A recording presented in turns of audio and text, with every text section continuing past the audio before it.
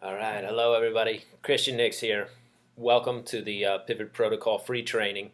I did this as a kind of sidelight to highlight a few different things that keep coming up, some of the questions that people ask. Obviously, I get a lot of similar questions. I know what most of the confusion is going to be in these for people who are just finding this for the first time. So it makes sense to try to archive some of the common questions. But let me just go through a few preliminaries, and then I'm going to actually do something really valuable for you today. The focus really is to talk about why you're bound to have four of the types. Why, if you finish the quiz and you said, "Oh no, I have liver reflux or cold reflux or damp reflux," that there's gonna be other things going on. And one of the most common questions I get asked is, and that you need to have a good answer for, that makes sense to you, is, hey, is it possible to have more than one type? Not only is it possible, the real answer is you have to have more than one type. It's inevitable, right? And chances are you're going to end up with all four. Now, it doesn't mean everybody has all four all the time. It doesn't mean that, but you need to know how to recognize them so that you can really decide for yourself where to put your focus, where to put your effort, which specific imbalance is so prominent that that's where you need to be focusing, and also how do I fix the other things going on so that you're correcting for multiple types every single day. Okay, so that's the gist of the training here. I'm not going to take long, won't take much of your time, but this is an important point. And before we go in, first things first, look, if you're sick, get to a doctor. Obviously, this is very serious business. I'm perfectly aware that not everybody has garden variety reflux, and occasionally you do have people who are very seriously ill. Something hasn't been detected. Don't be a hero. Modern medicine is great, okay? For what it's designed to do, it's very, very capable of detecting if you have some kind of growth or malignancy or something serious going on, you're passing blood or anything like this, you need to take that very serious. So be responsible for yourself. That's a big tenet of the Pivot Protocol.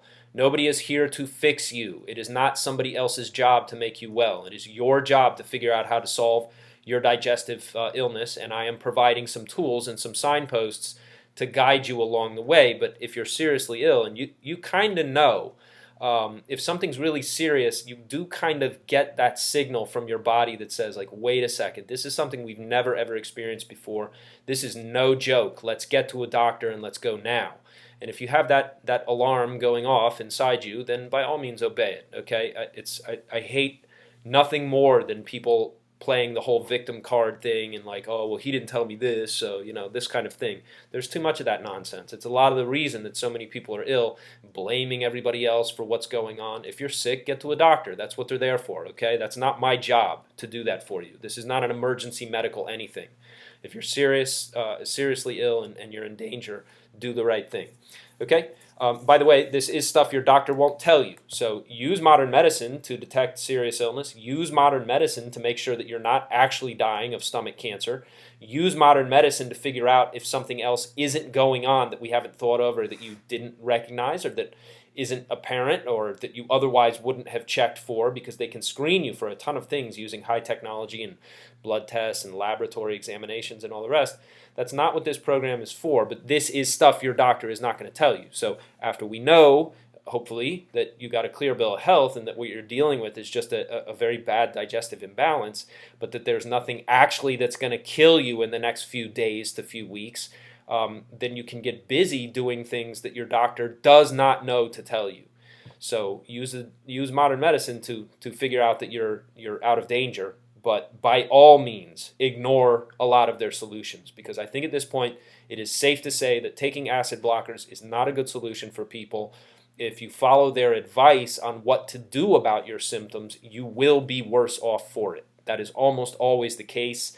It's not that nobody gets relief, but it's very rare for people to get really satisfactory long-term relief from digestive illness. It's not something that modern medicine knows very much about. They just don't have the medical model to do it. It's not a knowledge problem, it's a philosophy problem. I wrote an entire book about this, and you cannot count on modern medicine to help you solve chronic disease. It's not suited to it.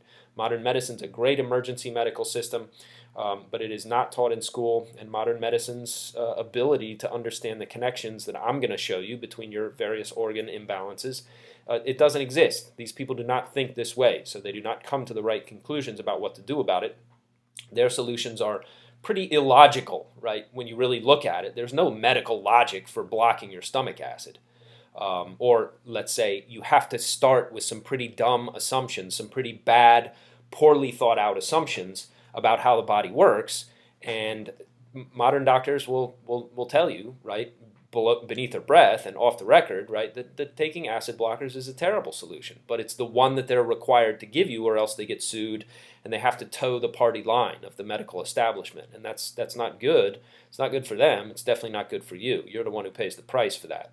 So the solutions I'm giving you here are very, very different. It doesn't mean that we don't rely on modern medicine, especially, again, for diagnostic reasons and to rule out certain serious illnesses that I want nothing to do with. But if you just have garden variety, kind of no matter how severe and no matter how long you've had it, if you have acid reflux and digestive illness, it's not really in your doctor's purview to give you solutions for that. That's what we're doing here. So this program will help you avoid a lot of that stuff. Okay, and you definitely want to be taking this kind of action, not relying on your doctors to give you more antibiotics for your SIBO, intestinal bacterial overgrowth, and more acid blockers when you can't sleep at night because of the reflux and all the rest. Because it's a nonsensical solution that you're getting from them. It's not a solution at all. It tends to make people a lot worse. Okay, and last of all, the goal is not to be a health nut. Okay, your job here is to get better and to get well enough. Too many people in the modern era just have too much time to focus on health. The health craze, especially in the US, is not necessarily a good thing, right? You're going to die anyway. So don't worry about, oh, well, I still have this symptom or I still don't feel 100%. There's a ton of suffering that's just part of life.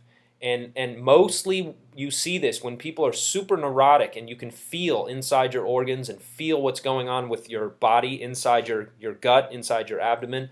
You can make yourself completely insane with neurotic, negative emotion, and it's not healthy, right? The goal is not to be obsessive about your health. The goal is to be healthy enough so that you can go out in the world and focus on and do the other things that your life requires, whatever that is. If you're a parent, right, raising kids and getting to work and paying the bills and moving forward in your career. And if you're sick, that's a huge distraction to those things, but that is not, the goal is not to just be neurotically focused on your health, right? The goal of getting healthy, of course, is to have peak performance, to get yourself set in the right direction, but to have some kind of goal that your health is in service to. So you're healthy so that you can achieve what you need to achieve in your life, and you need to decide what you need to achieve in your life, and that this is a big part of curing digestive illness. If you don't have something noble and sort of important to follow and to fight for and to stand up for and to strive after and to struggle and even suffer, right, in the performance of achieving some kind of goal that really matters to you. And you can pick whatever you want. By all means, you should be the one who picks it. I'm a big fan of the individual path in life, and it seems to me that that's the right way for people to behave. If somebody's telling you what to do, well, then that's not your goal. That's not your path. That's you following somebody else's orders.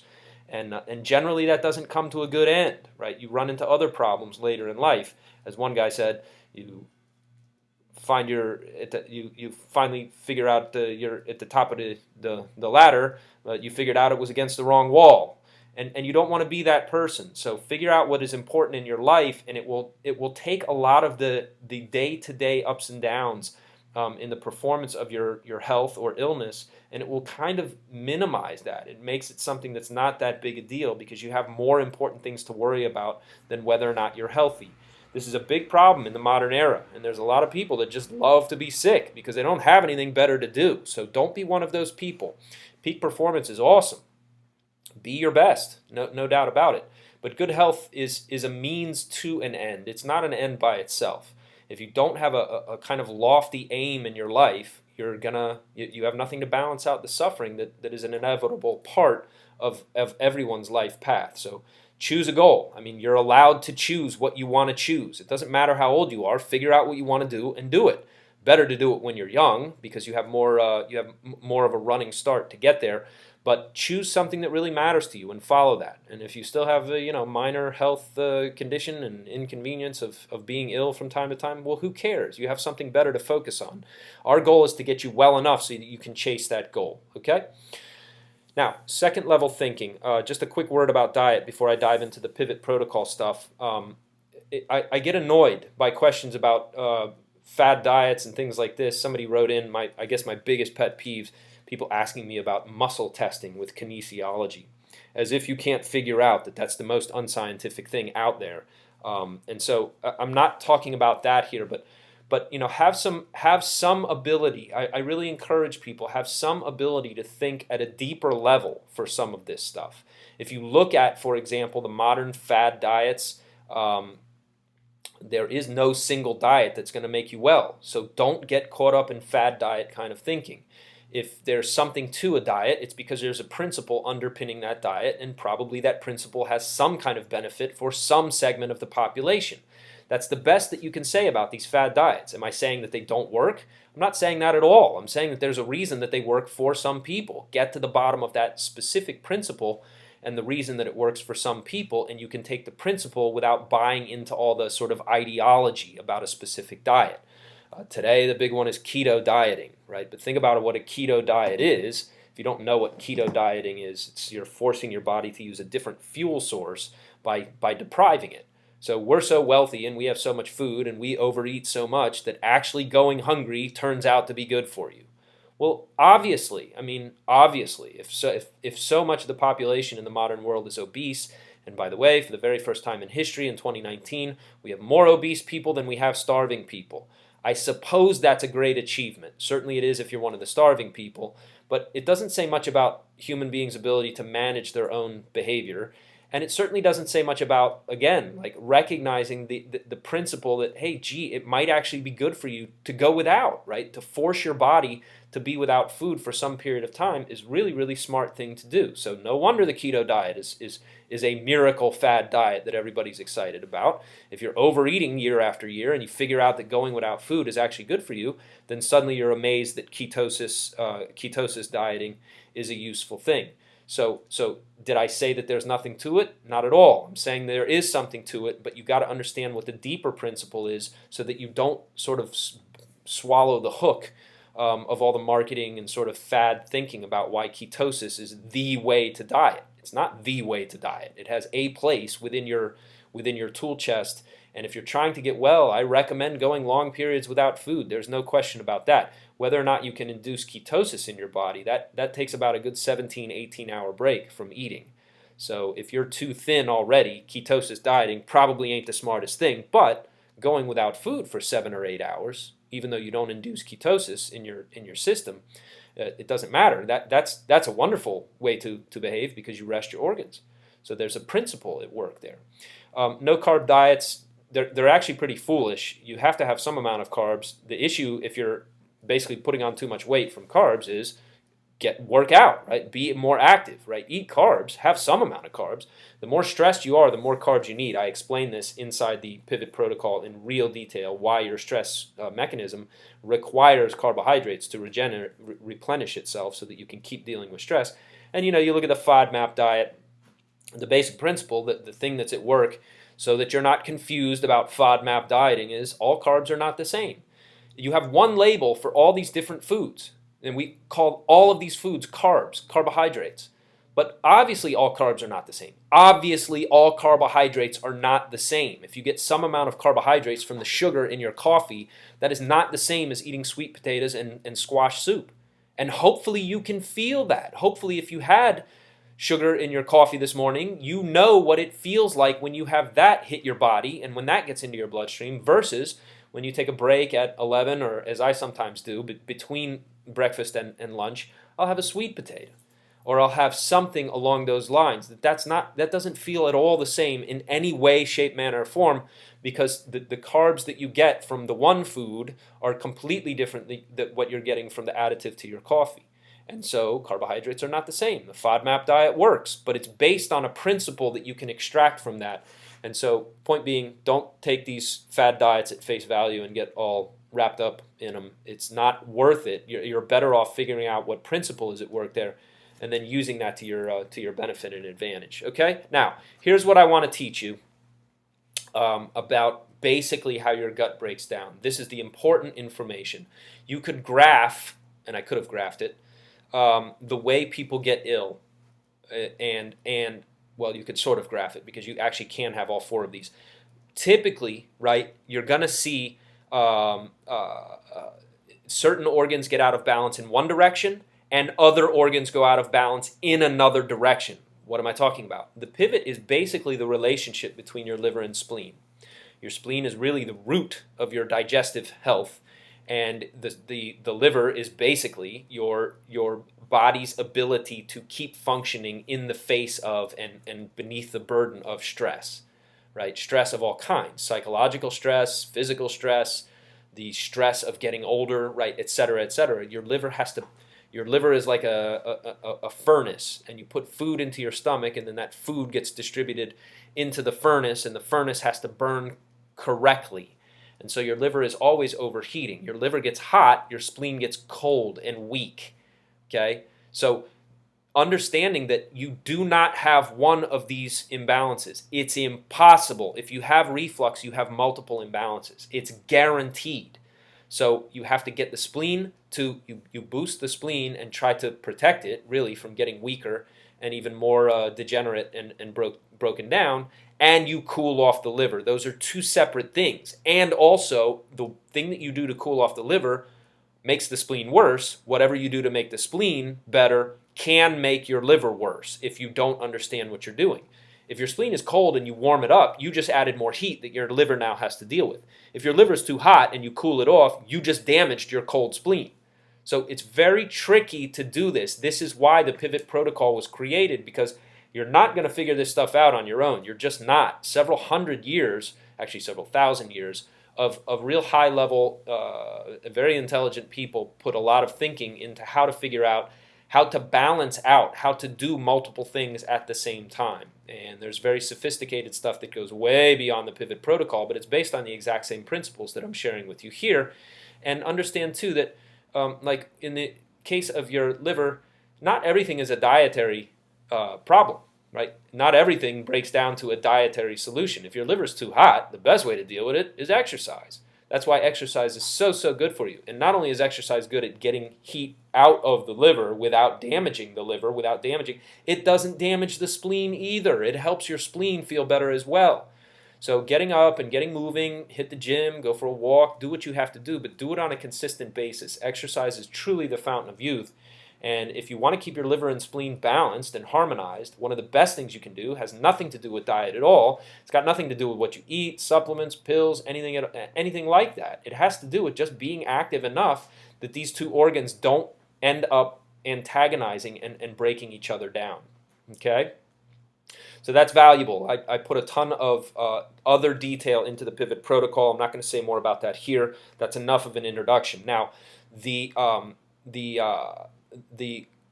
organs that are related, or the further progressions here, dampness and dryness, are very much offshoots of the result of what happens between your pivotal organs, the liver and spleen. What am I talking about? Well, if your liver's overheating, heat creates dryness, right? If you go out and play in the snow and you come in and your mittens and your hat are all wet with snow and you put them next to the heater and hot air blows over them, they get dry. Well, think of that happening in your body, because a lot of extra metabolic heat has an effect on your other organs. And you can very, very quickly find out that extra heat in your body is causing dryness. Now, the older you get, the more dryness you have, because you've had more time for your organs to dry out the inside of your body. We dry out as we age, so dryness is part of the aging process. There's no question about that. But serious excessive metabolic heat in your liver typically will cause dryness in your body. Now, heat from the liver causing dryness, you typically see this. You'll see symptoms of dryness in the upper body, dry eyes, even red eyes, but dry, brittle hair, wrinkles on the face, right? The skin is drying out as we age. Dry, brittle nails, certainly. But also, when you have serious dryness, one of the ways that you'll notice that dryness is that you'll end up with dryness in your intestines. And dryness in your intestines looks like difficulty in moving your bowels, or also when you move your bowels, you have dry bound stools in little balls. And that's a sign that serious dryness has taken hold in your intestines. It's very, very common for people with reflux because there's all kinds of things going on all the way through the digestive tract. And heat from the liver causing dryness in the intestines means that you're deeply dry. You're dry at a very deep fundamental level, deep inside the body. You're not just dry and thirsty and I had some Gatorade and I felt better immediately from it. You're deeply dry, deep inside your organs, and that's a real problem because you have to treat that very differently. The one thing you don't do, because it makes dryness actually worse, is to start taking a bunch of laxatives and purgatives to get your bowels moving. There's much smarter, better ways to deal with internal dryness than taking laxatives, which actually pushes the problem even deeper into the body. So you definitely don't want to do that. You want to moisten the body very gently and turn the dryness thing around and then manage it over time so that your body isn't drying out at too fast a rate. If you have a weak spleen, right, the paired organ with the spleen is your intestines, and the intestines tend to develop mucus, food, stagnating, waste, right, basically waste and sludge, mud, broken down, rotting food that's turning into stool and fecal matter. That's all stuck inside your intestines. If your intestines aren't moving the correct way, and I give you a bunch of reasons why that happens based on how your body responds to various things like stress, right, and what effect that has on the movement of food and waste through your intestinal tract. If your elimination is interrupted by dampness, by food stagnation, because your spleen is weak, because your spleen is too tired to do its job, because food is not breaking down properly in the upper, or say middle part of your digestion, then it gets into the intestines and you have mud. And that mud and that sludge we refer to as dampness. That's your damp condition. Now that dampness doesn't stay in the intestines. It spreads around the body. And when it spreads around the body, boy, you can have a real nightmare. Okay, and here we're talking about autoimmune conditions, joint problems like rheumatic arthritis and fibromyalgia, where dampness has spread to the musculature. It's very common in women, but you get very serious autoimmune conditions pretty quickly when your intestines break down, and that is always, always, always going to involve not just a weak spleen, but also dampness accumulating inside your intestines. Okay, so the damp condition is also part and parcel of having a weak spleen. A weak spleen is tied to having a hot liver. A hot liver always produces some level of dryness somewhere in the body. If the dryness is above, so much the better, meaning in the upper part of your body. But if the dryness gets deep into your intestines and you have alternating loose stools with dry bound stools, you have a real crisis going on. And no doubt if you have that, you already know you have a crisis. So that's what I want to share with you in this video. It's kind of a brief introduction to help you understand why all of these things are tied together in a knot. If you have one, you're likely to have more than one, and if you have more than one, you're likely to have all four. If you don't have all four types of reflux at this time, that's fine. Most people don't have all four to an equal degree, but you have to figure out which one is the worst for you, prioritize it, and then treat it according to the principles that I give you so you don't cause other damage to the other organ imbalances, and the other types of reflux don't get worse when you're treating to try to get rid of one.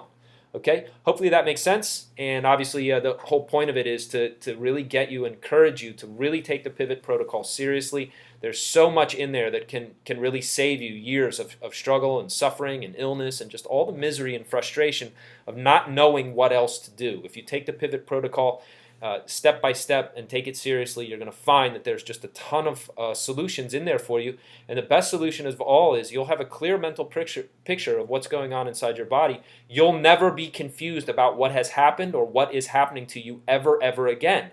And that by itself is a pretty valuable thing to know about. The solutions themselves actually turn out to be the easy part, but it's very important to understand exactly how that's going and what's causing it. And then as you apply solutions, you'll be able to track exactly why your results are what they are. Okay? Thank you very much, and I just encourage you, dive into the pivot protocol, and thanks for your business.